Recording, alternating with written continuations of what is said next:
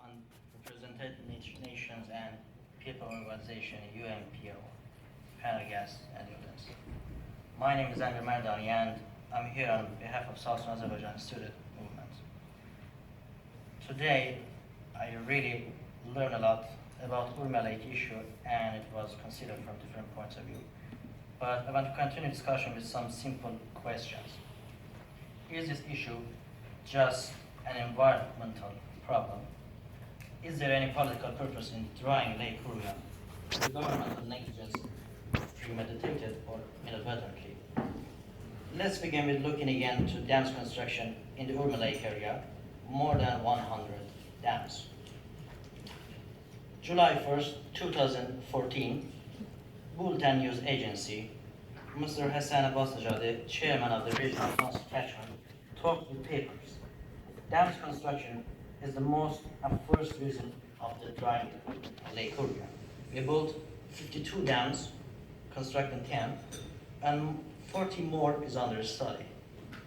October 7th, 2014, ISNA agency, Ms. Razia Lak, director of Geological Survey and Mineral Exploration, mentioned, after all research, we believe that up to 10,000 years, as you mentioned, the lake has not been threatened with a major drought. The lake is affected by human activities, which is mainly related to dams on the rivers. On November 6, 2014, Mr. Piroz Hanashi, Deputy Minister of Roads and Urban Development, also on March 9, 2015, Mr. Hamid Chitchan, Energy Minister, they both admitted in Iranian state TV that the problem is dams. So, it seems the government knows the real reason of the problem, but are they trying to solve it? Mr. Hassan Rouhani, the president of Iran, has stated in his speeches that first project after being selected as a president will be Ourmiye Lake issue. Past year, the government published that they would start construction of new dams and would open the dams, but they also complain of low budget. Just in one case, they got more than $2 million from Japan in past 2 years. Did they use it for lake? May 6, 2015, just a few months ago, Mr. Ghazipur, Ourmiye representative in Parliament, while criticism of the president, asked, where you really spend that money? If you spend it for lake, why the water depth is reduced continually? Government promised to open the dams, but for instance, on September 5th, 2015, which means just 2 months ago, Mr. Isa Kelantai, Secretary of the Revival Lake, talked in Iranian state TV. He said, for example, in Ukan Dam, we have more than 360 million liter, and we need just 20 million liter. But the government do not listen, do not let us open the dam. Question again, is the governmental negligence inadvertently? When we talk about Ourmiye Lake, we cannot come down atomic part of this issue. It's possible. The issue of Lake Ourmiye is decidedly politicized, especially when taking into account the fact that the salt remaining from its drying up is incredibly rich in uranium. On the basis of scientific research done in 1982, there is no doubt that the lake has a high concentration of natural uranium. On the basis of this report, the lake deposit will contain about 600 tons of natural uranium, since the scientific paper has reported that the salty water of Lake Ourmiye had 19 microgram uranium per liter. Each day, almost 6,000 tons of lake salts are transferring to facilities which we know exact addresses, and the regime uses them in atomic purposes. So, it seems that it's completely clear that Iran's government wants and tries to dry Ourmiye Lake. Here we encountered a few questions more. Why this regime wants to do that?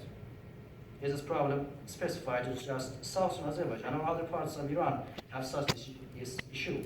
If the answer is yes, of which provinces of Iran?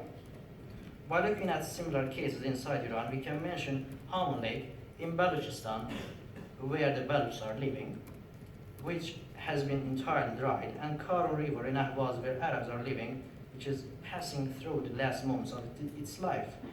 What we understand from these similar experiences is that these so-called environmental problems just happen in non-Persian lands of Iran, and it reveals that governments are obviously trying to destroy non-Persian lands. And here is the modern scorched earth policy. Iran's government, not just the Islamic Republic, also the Pahlavi regime, both have imposed the worst policies against non-Persians.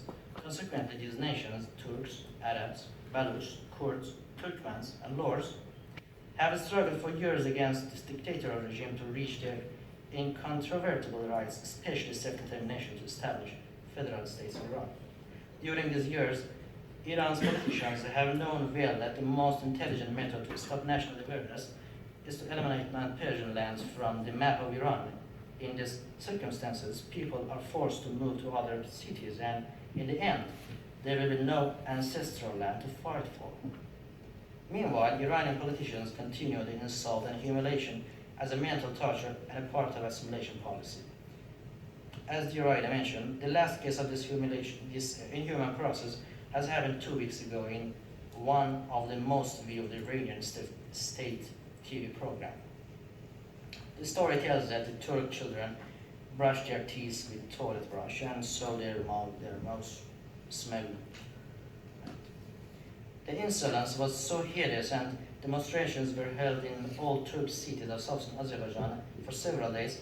As usual, so many people were arrested that we just know names of 136 by now, and there is no news of their condition. After demonstrations, the guards even attacked on homes, and in some cases, when they couldn't find the intended person, they arrested the whole family, even a 3-year-old girl.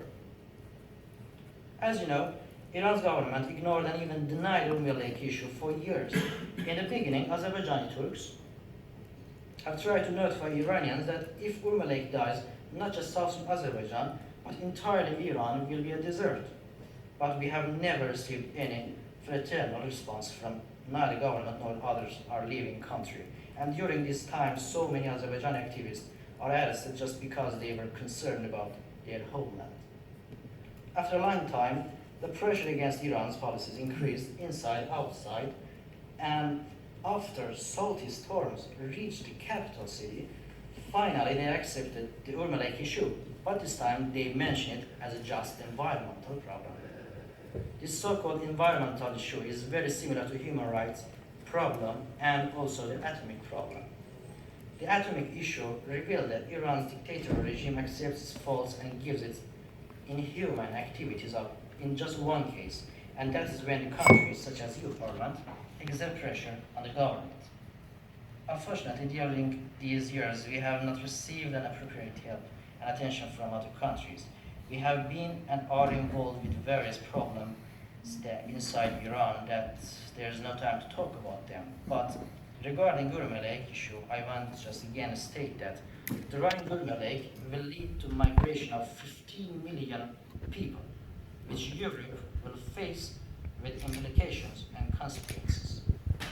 As a conclusion, I want to recall you that the final and only way to convince Iran's regime to solve the Ourmiye Lake problem is to force the government changing its policies against non-Persians, exerting pressure on Iran to accept democracy, equality, legalizing mother language education, and accepting self-determination as an unadopted right can change everything. We have a dream. We have a dream that one day this nation will rise up and live out the true meaning of its creed. We hold this truth to be self-evident, that all men are created equal, Martin Luther King said. This is our hope, and this is the faith that we go back to the South with. Thank you.